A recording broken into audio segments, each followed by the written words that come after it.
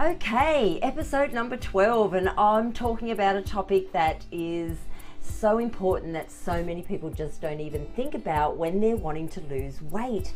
And it fascinates me, being in this industry for the last 36 years, how women don't even consider a game plan. So that's my topic today, a game plan to lose weight.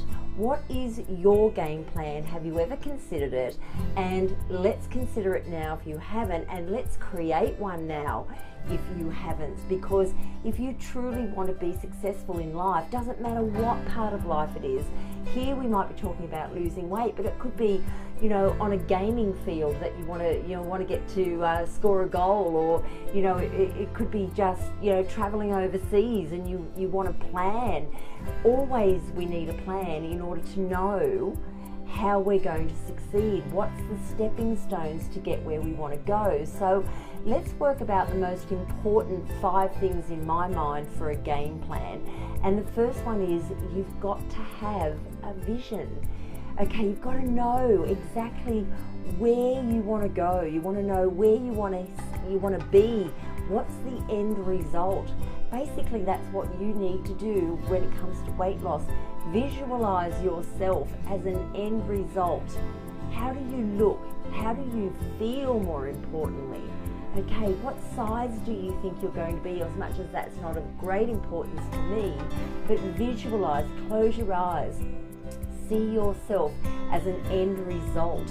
Okay, and vision yourself eating well, vision yourself moving your body, vision your family around you and the energy you've got to keep up with them. Visualize yourself achieving the things you want to achieve that's holding you back right now. It could be riding a horse, it could be you want to swim in the ocean, it could be you want to go traveling and you just don't feel comfortable in an aeroplane. Whatever your goals are, visualize the end results. You've got to have a vision. So that's number 1. Number 2 is you've got to have a game plan, and that's what I'm talking about. Even though there's a plan, and I'm talking about the game plan overall with the 5 steps, you still need to have a plan on how to get there. So I suggest you always work on a 3-monthly plan. So obviously once you get to the 3 months, you can create another plan, but let's just bite off chunks that we can actually manage. If you're trying to achieve a goal with your vision that you could only see yourself getting there in 2 or 3 or 5 years' time, it's too much. It's too much to take in. What we need to do is plan it in the small little steps, and I say small steps, so 3 months, 12 weeks. Let's make a game plan.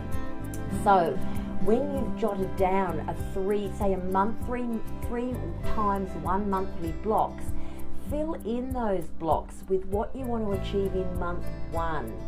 Now, we don't want to make massive changes in month 1, because what it's going to do is just overwhelm you, and you're going to say it's all too much. And that's what happens when people diet. What they do is they cut out everything all at one time, and then they think they can sustain it. It doesn't work. What you have to do is change 1 or 2 things in month 1, then move to month 2 and keep those 1 or 2 changes that you've made, and then add another 1 or 2 changes in month 2. And then in month 3, keep the 4 changes you've made in months 1 and 2, and then add another 2 in month 3. So in a 3-month period, in a 12-week period, you've roughly made 6 changes to your lifestyle, 6 positive, achievable, small changes that you've now created into a habit. Can you see how that works? Have a plan. It's so, so important for your success. The other one is hold yourself accountable. That's number 3. Too often we live in victim, we live in blame. It's everyone else's fault. Oh, he cooked dinner last night, he should have cooked something better for me. I've asked him so many times not to do that, yet he still cooks the wrong food. Or, oh, I just eat the same amount as the family. I feel as though I have to do that. Or I get forced to do that. The family thinks that I'm skimping on myself if I don't serve up a plate size the same as them. these are the excuses that I've had over time. So seriously, you need to hold yourself accountable. There's enough information, even if you've followed me for a short period of time, you will know that there's enough information from me to tell you that excuses are just not going to cut it. You need to make yourself accountable. There's enough information to know what's right and what's really not the better choices out there. Okay, so when it comes to serving your meal on a plate, you don't need to eat the same size as the males in your family if you've got a large serve for a man. Check how sedentary you are in your day or how active you are in your day. These are all factors that need to make a decision for you as to how much you need to eat, and bear in mind that your stomach is the size of your fist. Your fist only. If you were to regurgitate your food, is that what's sitting on your plate, or is it so much larger? Okay, be very aware, because your body is just overworking, trying to digest and absorb what you're feeding it, and of course how much nutrients are in your food that you are feeding it. So these are all the things. Hold yourself accountable for the choices that you make. Even in your beverages, hold yourself accountable. Don't go grabbing Cokes and lemonades and Fantas and all of those fizzy drinks, because they're loaded in 10 teaspoons of sugar. Fanta is actually just as equally as bad as Coca-Cola. Coke gets the bad rap, but all the fizzy drinks are just as bad. And don't think that just cutting out the sugar in them and having a replacement sugar is even better for you, because it's proven that those replacement sugars are actually bad for your brain. So over long term, if you consume a lot of that, it's not going to serve you. So hold yourself accountable 100%. Don't blame anybody else for you being in the situation you're in. If something's happened in your past and it's deep down seated inside of you and it's upset you so much that it forces you to eat, I get it. I totally get it, because that's what I teach women to do, is to release that out of their system. And what opens up for them then is indescribable. But if you are holding on to something that hurt you, somebody said something to you, somebody did something to you, whether you're conscious of it or unconscious about it, if it is making you eat more or use comfort or food as a comfort, then it's time to go back to where that situation was and forgive or forget. Block it, not block it out totally, without saying to yourself that you truly, genuinely are going to let it go. Let it go, and then you can be 100% accountable for the steps that you take from here on. The other thing is desire. I mean, there's no doubt that everybody wants to be personally happy. They want to feel needed and loved. Everybody wants that. And we want to be secure with our health. As we're aging, it's more and more important that we're understanding how our health needs to serve us.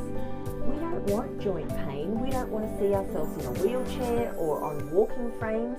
We don't want to see ourselves sitting in a chair unable to move. We don't want back pain or joint inflammation. We don't want to have knee surgery. We don't want to have Alzheimer's or dementia or Parkinson's disease. Okay, pain, body pain, riddled with it. We don't want it. Our health is so important to us from here on. Okay, we don't think about it when we're young, but we are starting to think about it as our hormones have changed and we're starting to understand that we're in the aging process.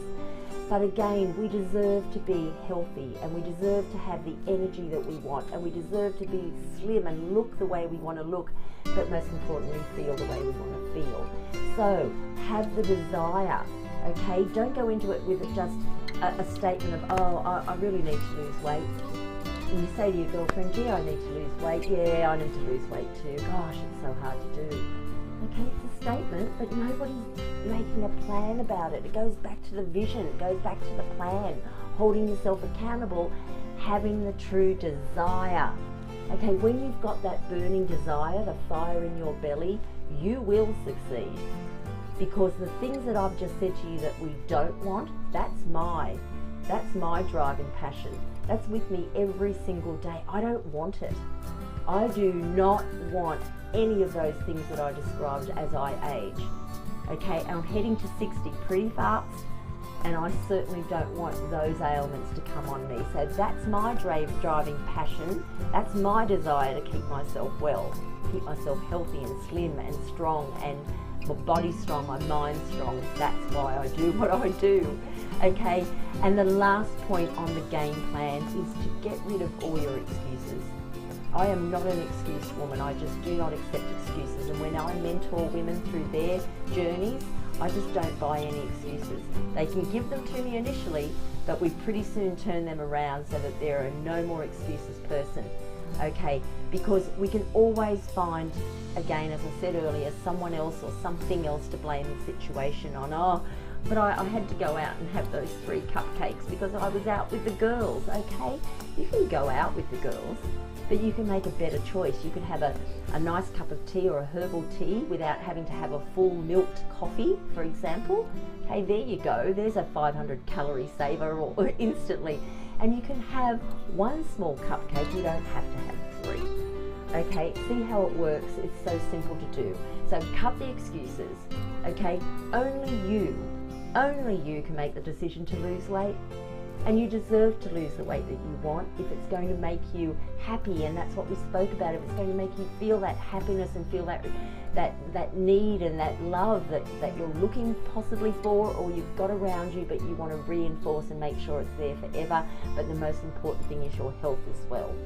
Okay, so that's my tips about the game plan. I hope that all made sense to you. I hope it's given you some motivation and some desire to move forward as well, and just to sit down right now and have a really good plan of your vision and plan it on out in a 3-month block, a 12-week block, and once you get to your 12 weeks, plan out the next. Hold yourself accountable. Have the desire like I do, that fights every day when I wake up with me going, there's no excuses. You are getting on with it because of that desire. And of course I spoke about the excuses. So bye for now, and I'll see you on my next episode. Thanks for watching. I hope you subscribe to my channel and follow me on social media plugged in on your screen right now. Thank you, and stay healthy, stay happy.